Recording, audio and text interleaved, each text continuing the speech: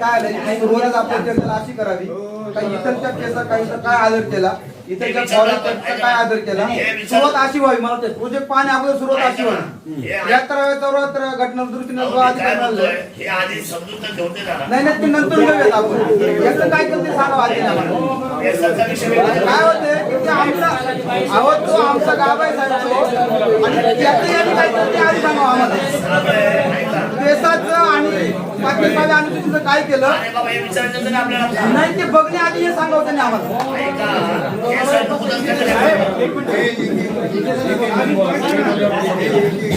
आम्ही बघतो ते त्याचा आदर करतो आम्ही परंतु याचं काय केलं त्याने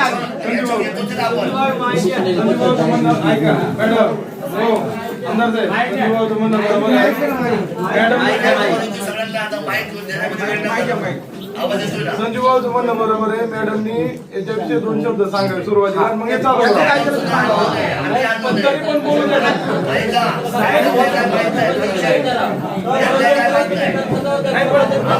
आमचं म्हणणं काय दादा आम्ही आम्ही ते समजून पण घेतो पण सुरुवात मात्र अशी उलटी करू नका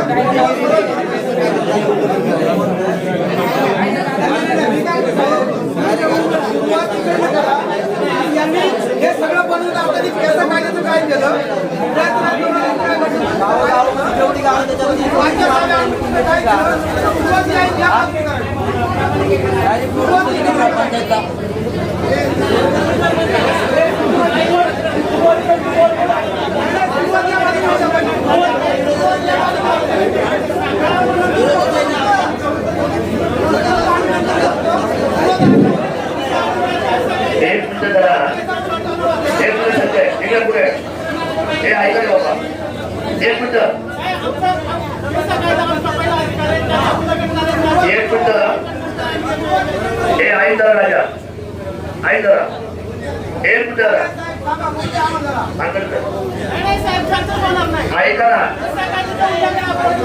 अरे ऐक मी काय बोलतोय हे बाबा अरे बर अरे बाबा हे राजा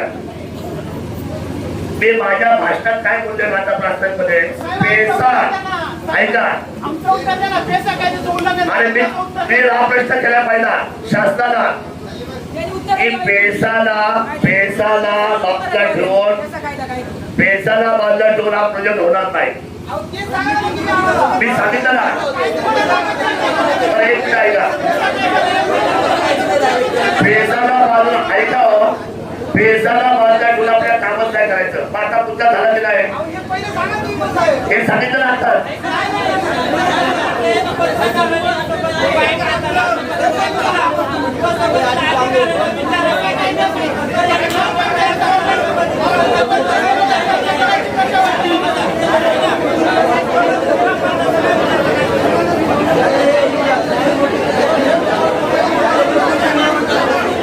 काय लोक म्हणतात खरंय का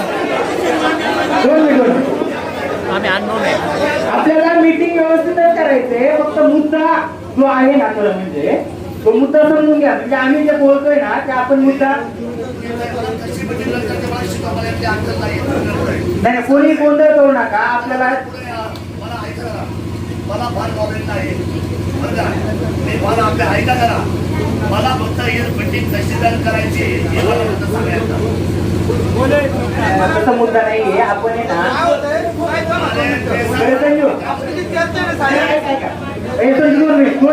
मी जो काय मुद्दे ना तो आपण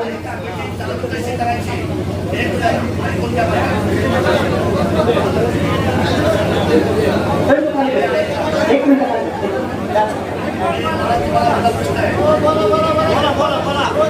मुद्दा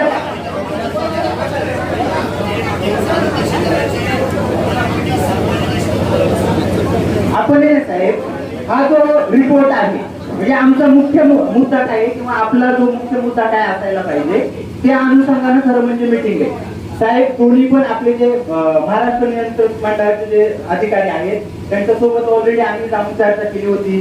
दत्ताभाऊनी होते सगळं आपण ती चर्चा केलेली म्हणजे ऐका ना मग तेच मी म्हणतोय की आपण ऐकूनच घेत नाही तर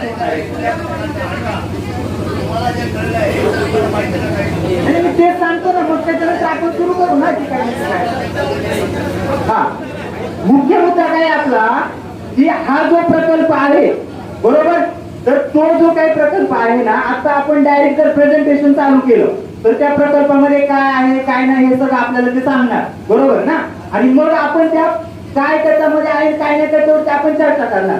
मुख्य मुद्दा काय आहे आपला, आणि ती सातत्यानं कदाचित तुम्ही व्हिडिओ पण बऱ्याच जणांनी पाहिला असतील, मी जे सातत्यानं बोललोय साहेबांसोबत पण बोललो होतो त्या दिवशी, कलेक्टर साहेबांसोबत पण मॅडम कलेक्टर साहेबांसोबत जी चर्चा झाली त्या मीटिंग मध्ये, त्या दिवशी नव्हते तुम्ही, घरी अडचण असल्यामुळे तुम्ही आले नव्हते त्या मीटिंगला, आम्ही चर्चा केली कलेक्टर साहेबांसोबत, तर ते मुद्दे जास्त महत्वाचे भाऊ देखील त्या दिवशी होते.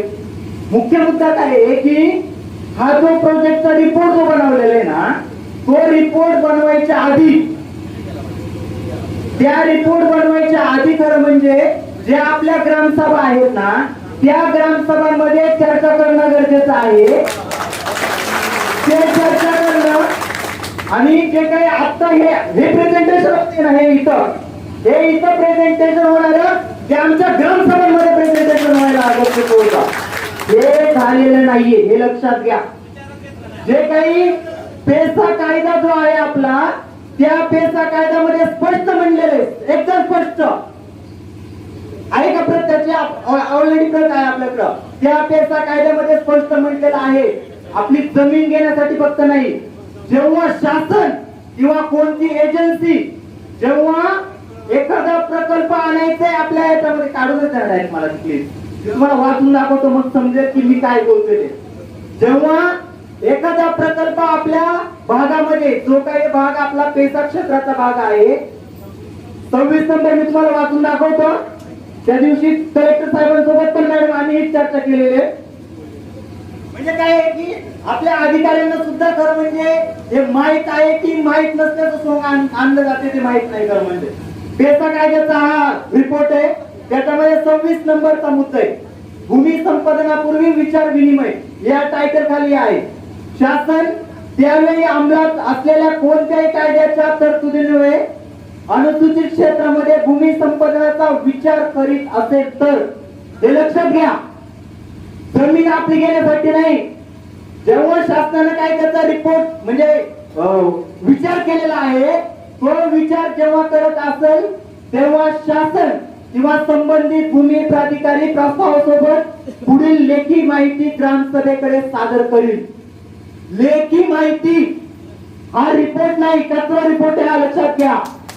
लेखी माहिती याच्यामध्ये काय म्हणलंय, नैसर्गिक साधन संपत्ती व त्याच्या लगत राहणारी जनता, म्हणजे ती जनता कोण आहे, आपण आहे ती जनता, यांच्यावर प्रकल्पाच्या होणाऱ्या संभाव्य परिणामांसह प्रस्तावित प्रकल्पाचा संपूर्ण आराखडा, हा संपूर्ण आराखडा वायसाहेब आपल्या ग्रामसभांमध्ये मांडणं गरजेचं होतं.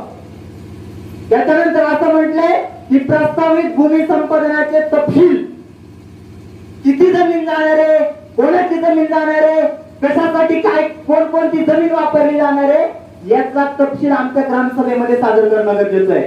त्याच्यानंतर गावामध्ये स्थायिक होण्याची शक्यता असलेले नवीन लोक, म्हणजे जे येतील ना प्रोजेक्ट राहिल्याच्या नंतर जे लोक येतील ते लोक आणि ते क्षेत्र व समाज यांवरील संभाव्य परिणाम आणि गावातील लोकांचा प्रस्तावित सहभाग, त्यांच्या नुकसान भरपाईची रक्कम, नोकरीच्या संधी, आमच्या कोणत्या पोराला तुम्ही नोकरी देणार, त्या नोकरीचं स्वरूप काय असणार आहे, मग आमच्या ऑफिस मध्ये याचा काय परिणाम होणार आहे ते देखील तुम्हाला सांगणं गरजेचं आहे. आमच्या गार्डन मध्ये काय परिणाम होणार आहे, आमच्या उद्यानामध्ये काय परिणाम होणार आहे, हे आमच्या त्या ग्रामसभेमध्ये सांगणं गरजेचं आहे.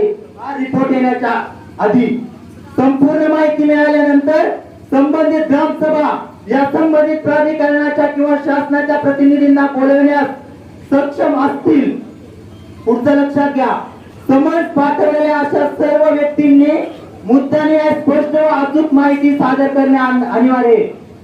अधिकाऱ्यांना समज कोण पाठवणार आहे, तहसीलदारांना समज कोण पाठवणार आहे, कोण, ग्रामसभा, हे लक्षात घ्या. कोणी अधिकारी आम्हाला समज पाठवू शकत नाही. आमची ग्रामसभा ठरवेल, कलेक्टर असतील किंवा तहसीलदार असतील, त्यांना समज देण्याचा अधिकार आमच्या ग्रामसभेला आहे, हे लक्षात घेण्याची गरज आहे. त्यानंतर पुनर्वसन आराखडा, पुनर्वसन आमच्या जमिनी जाणार आहेत ना, आमची गावं जाणार आहेत ना, पुनर्वसन कुठं होणार आहे, कसं होणार आहे, त्याचं स्वरूप काय असणार आहे सांगितलंय का आपल्या आजनाचे स्वतंत्र सांगितलंय? हे सांगणं गरजेचं आहे.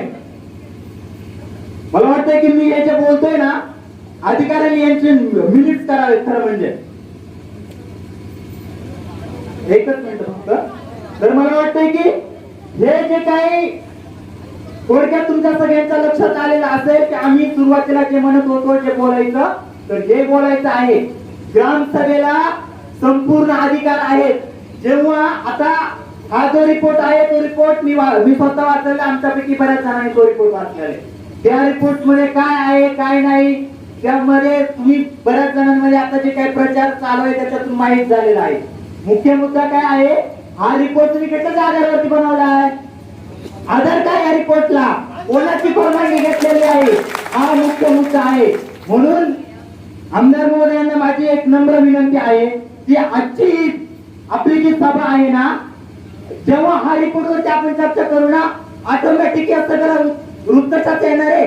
21 तारखेची जी जनसुनवाई आहे ना ती आता होऊन जाणार आहे, आता कोण वेगळी 21 तारखेला जनसुनवाई द्यायचं लांडे साहेब कारणच राहणार नाहीये. म्हणून मला वाटतंय दत्ताभाऊ की आपण आजच्या मीटिंगचं स्वरूप हे असेल की आज आमच्या ग्रामसभेची परवानगी न घेता हा रिपोर्ट बनवलेला आहे.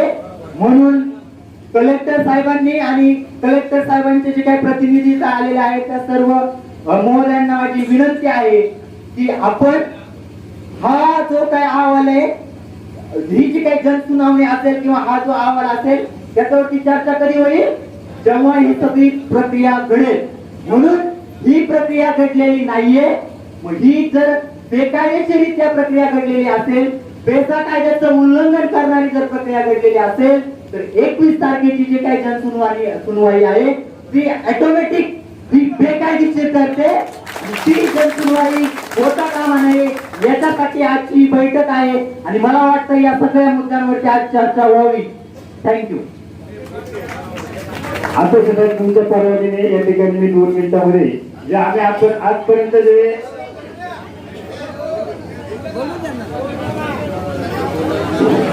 आपल्या सर्वांची काहीतरी घाई होते, गद्दल होते, काय करू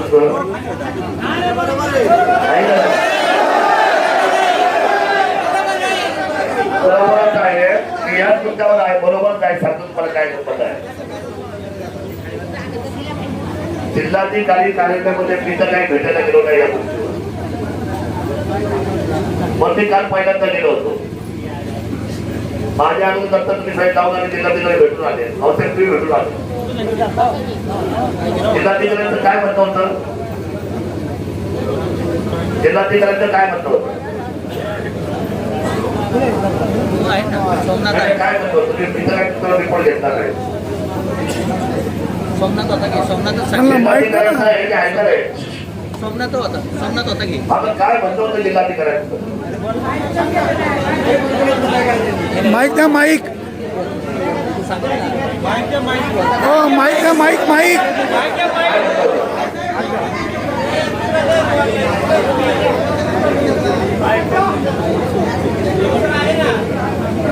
जिल्हाधिकाऱ्यांचं काय म्हणणं होतं तुम्ही भेटून आलेलं नसता, मला कळलेलं नाही की आपण भेटून नाही. जिल्हाधिकाऱ्यांना आम्ही भेटलो, हे ऐकलं जिल्हाधिकाऱ्यांना आम्ही जेव्हा भेटलो त्यांच्या समोर हे सगळं आम्ही मांडलं. आता जे मी मांडलं आपल्या समोर जे मांडलं ते सगळं आम्ही जिल्हाधिकाऱ्यांसमोर मांडलं. पहिला मुद्दा, जिल्हाधिकारी साहेब जे आहेत, जिल्हाधिकारी साहेब जे आहेत त्यांनी प्रथमतः ही जी काही प्रक्रिया जी आहे त्या प्रक्रियेची इत्थंभूत माहिती त्यांनी जी घेणं अपेक्षित होतं, ती इत्थंभूत माहिती जिल्हाधिकाऱ्यांनी त्या दिवशी जेव्हा आम्ही चर्चा करायला गेलो होतो तेव्हा त्यांना याची इत्थंभूत माहिती ते देऊ शकले नाही आम्हाला जिल्हाधिकारी साहेब.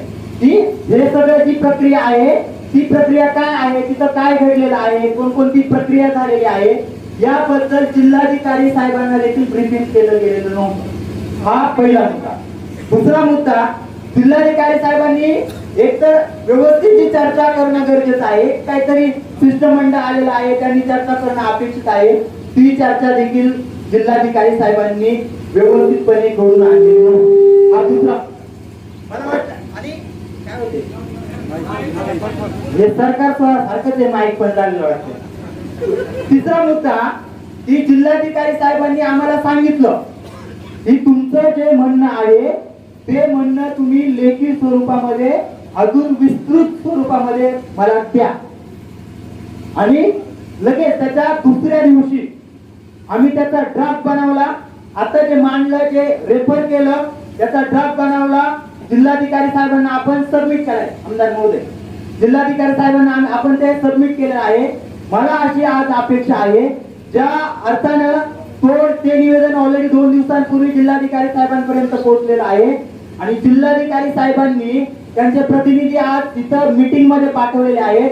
तर माझी विनंती आहे की जिल्हाधिकारी साहेबांचं जे काही म्हणणं आहे या ड्राफ्ट विषयी किंवा पेसा कायद्याविषयी तर प्रांत महोदयांनी ते आपल्या सगळ्यांसमोर मांडावं.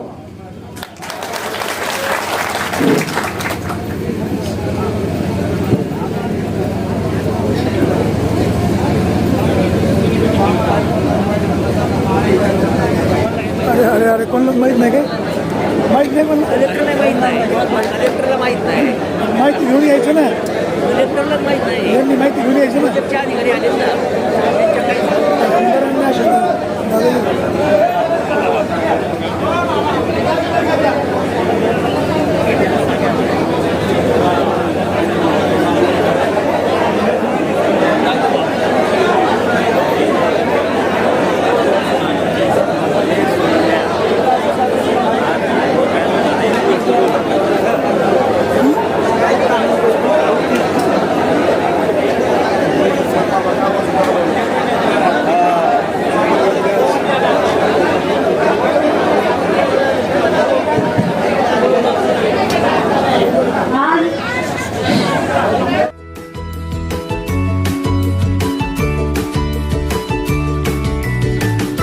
बातम्या शेतीच्या,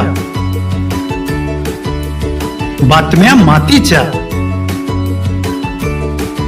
बातम्या अन्यायाच्या, गुन्हेगारीच्या,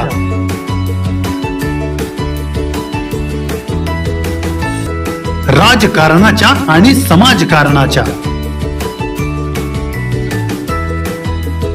शोषणाविरुद्ध बुलंद आवाज, जनसामान्यांच्या हुंकाराची गाज, सत्कार्याला प्रोत्साहन, दुष्कृत्याला अनुशासन, निर्भीड, निस्पृह, सडेतोड, बेधडक आणि रोखटोक म्हणजेच विघ्नहर टाइम्स. शोध बातमीचा, ध्यास सत्याचा. आपलं चॅनल, आपली बातमी. सबस्क्राईब तर कराच, पण बेल आयकॉनवर क्लिक करायलाही विसरू नका.